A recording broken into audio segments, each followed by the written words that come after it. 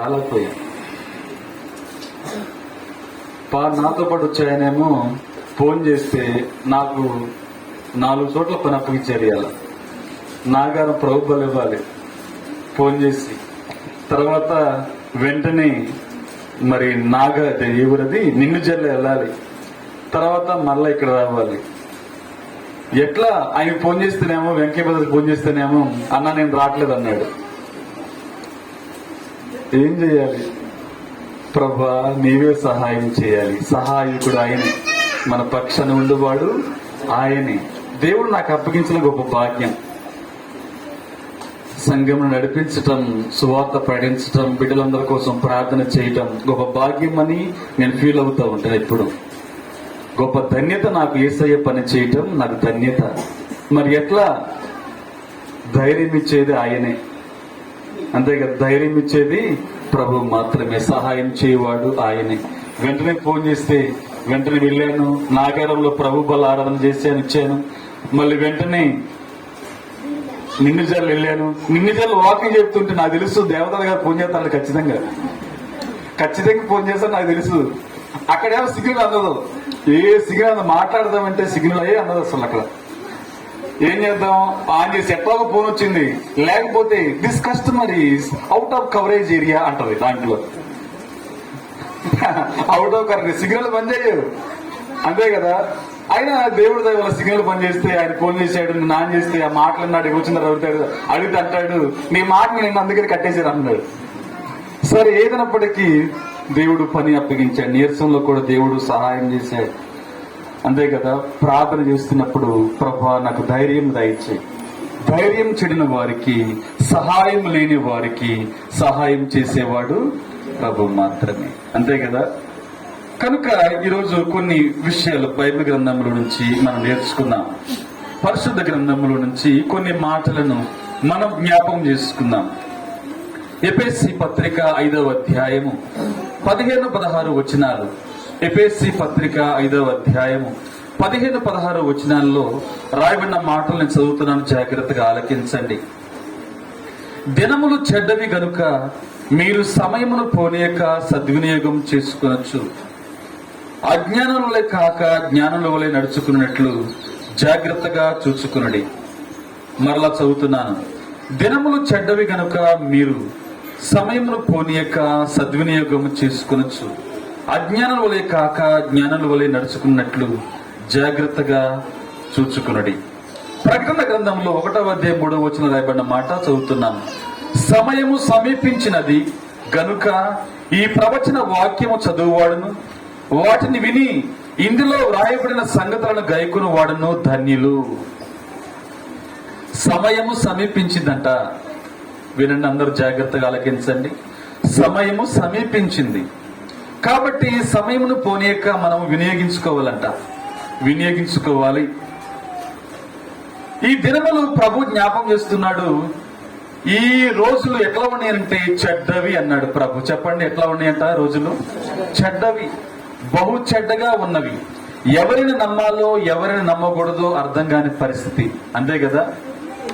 ఇంట్లో ఉన్నవారిని కూడా నమ్మలేని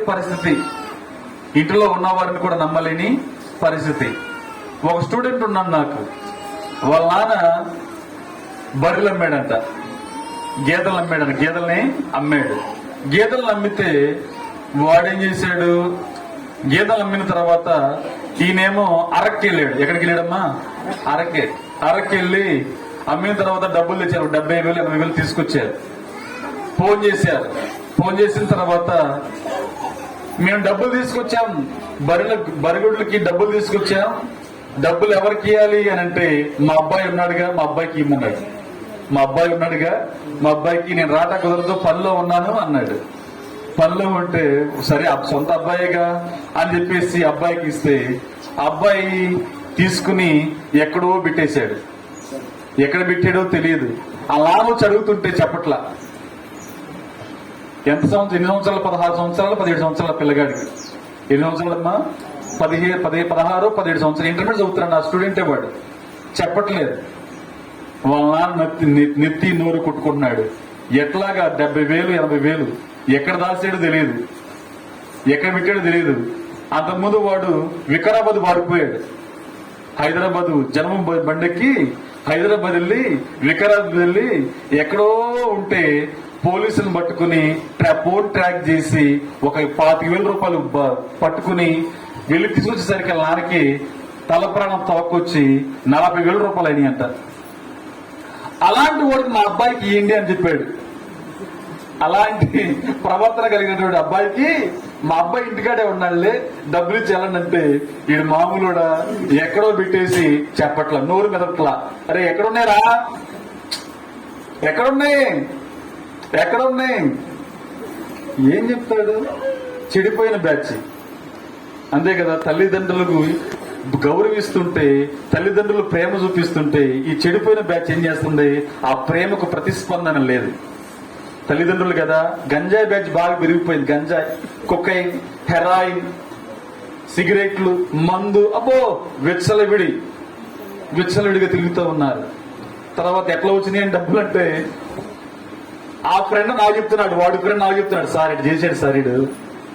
వాడు ఫోన్ చేస్తే ఆ ఫ్రెండ్ ఇప్పించాడంట. ఆ ఫ్రెండ్కి ఆ స్నేహితుడు చెప్పాడనమాట, ఫోన్ చేశారు, ఎక్కడున్నారా మీ నాన్న ఏడుస్తున్నాడు రా, బాధపడుతున్నాడు రా, చెప్పరానంటే అప్పుడు సొంత తండ్రికి చెప్పలా, కని పెంచి బట్టలు గుట్టించి పోషించి అన్ని చేస్తున్న వాడికి వాడు ఎక్కడో పారిపోతే 40,000 రూపాయలు ఖర్చు పెట్టి తీసుకొచ్చినాడు చెప్పట్లా, ఫ్రెండ్కి చెప్తున్నాడు, అది పలానా చోట దాచా అని.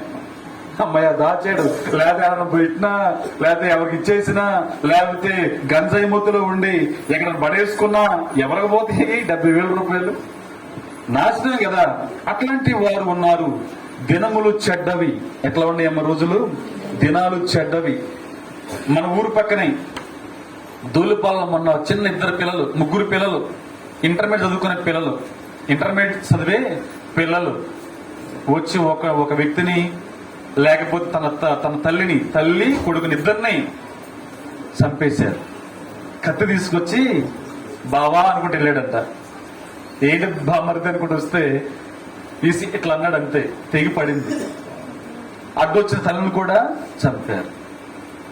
ఎంత వయసు మీసాలు కూడా రావాలి వాళ్ళకి. ఫోటోలు చూపించారు మాకు, మా కాలేజ్ చదువుకునే పిల్లలు తీసుకొచ్చి సార్ చూడండి అని చెప్పి ఫోటోలు చూపించారు. ఫోటోలు చూపిస్తే వారికి నూనూగు మీసాలు. అలాంటి వారు మర్డర్లు చేస్తా ఉన్నారు. దినాలు భయంకరంగా ఉన్నాయి. చాలా దయనీయమైన పరిస్థితి. న్యూస్లో వస్తా ఉన్నాయి, అన్న తమ్ముడు చంపాడని, తమ్ముడు అన్నను చంపాడని, దళ్ళు కాడ, గోళ్ల కాడ, వాటి కాడ ఆస్తులు తగాదాలలో చంపుకుంటూ ఉన్నారు. అసనాబాద్లో కూడా లాస్ట్ ఇయర్ జరిగినాయి అట్లాగే, ఆస్తులు కాడ చంపుకుంటూ ఉన్నారు.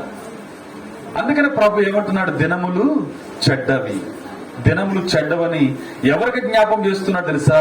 దేవుని సన్నిధికి వచ్చేవారికి జ్ఞాపం చేస్తున్నారు. ఎవరికమ్మా చెప్పండి? దేవుని సన్నిధికి వచ్చేవారు. దేవుని సన్నిధికి వచ్చేవారు ఎట్లా ఉండాలి అంటే జ్ఞానుల వలె ఉండాలంట. చెప్పండి, ఎట్లా ఉండాలి? జ్ఞానుల వలె ఉండాలి. జ్ఞానులు ఏం చేస్తారు? ఇల్లు కట్టుకుంటారంట. జ్ఞానులు ఏం చేస్తారు? ఇల్లు కట్టుకుంటారు. మూఢులు ఏం చేస్తారు? తెలివి తక్కువలు ఏం చేస్తారు? ఇంటిని కూల్చేస్తారు. ప్రభు చెప్తున్నారు, మీరు జ్ఞానంగా ఉండండి, ఇంటిని కట్టుకోండి, ఇంట్లో ఉన్న బిడ్డలకి మంచి బిహేవియర్ నేర్పించండి, మంచి ప్రవర్తన నేర్పించండి, సంఘానికి రండి, సంఘంలో కూడా మాదిరిగా ఉండండి. జ్ఞానులు ఏం చేస్తారమ్మా? జ్ఞానులు ఏం చేస్తారు? సంఘంలో ఎట్లా ఉంటారు? మాదిరిగా ఉంటారు, ప్రభు బిడ్డలుగా ఉంటారు, విశ్వాసులుగా ఉంటారు. సంఘంలో చేర్చబడిన ప్రతి ఒక్కరు కూడా ఎట్లా ఉండాలంటే ప్రభువును చూపించే బిడ్డలుగా ఉంటారు. ఎట్లా ఉంటారు? ప్రభువుని. వారు జ్ఞానులు. అజ్ఞానులు ఎవరు? అజ్ఞానులు ఎవరు చెప్పండి? చెప్పండి అమ్మా. వస్తారు, పోతారు, నాకెందుకులే, దులుపుకుని పోతా ఉంటారు. నాకెందుకులే ఇది, నాకు పట్టిన శ్రమ నాకెందుకు అని చెప్పి దులుపుకుని వెళ్ళిపోతూ ఉంటారు. జ్ఞానులు ఏం చేస్తారంటే దేవుని సన్నిధికి వచ్చి అనేకమైన పరిస్థితుల కోసం ప్రార్థిస్తారు. ప్రార్థించే వ్యక్తులుగా ఉండాలి దేవుని బిడ్డలు. ఎట్లా ఉండాలి? ప్రార్థించే వ్యక్తులుగా. నీవు ప్రార్థన చేస్తే కార్యం జరగాలి. ఏం చేయాలి చెప్పండి? ప్రార్థన చేస్తే కార్యము జరగాలి. కార్యం జరిగినట్లుగా నువ్వు ప్రార్థించాలి. నమ్మువాడు, విశ్వసించువాడు ప్రభు కార్యము చేయగలడని నమ్మాలి.